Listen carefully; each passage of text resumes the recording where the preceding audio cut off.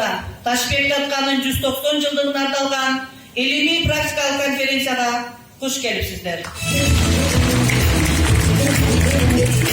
Birinciden, Kadamcaylı Memleketlik Administrasiya Başçısı Hakim Şakirov Kutbudin Abdurahmanov'un jönü sebepleri menen prezident menen keçirim surayız. Berekesi çaynagan Kadamcay jergesinin eli siyahtı öyle. Bugünkü gün biz üçün de özgöçe gün de esepteyiz. Ankeni bugünkü gün biz kasiyetli jergemizin tuğsuna aylanıp, elimizin jürögünden tünök tağıp, ölböstük aylangan ulu 3 insanға Kırgız el hakkına egemenliği Maksut'un 70 yıldığına partiyalık işmerası toplu işçilerini uyuşturu menen biz gelecekке baruçu bağıtımızdan anıtap, ata-babalarımızın ulu işlerini danıtap alalı degen aruu tilekte bolduk.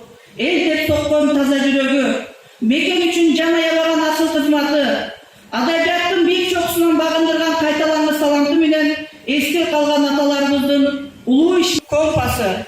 Andırdan danışman atalarımızın ömür yolun, zalkar işlerini okup ürönü, al ulu jolulantı, ar biribizgen ıyıp parzımız verecektim.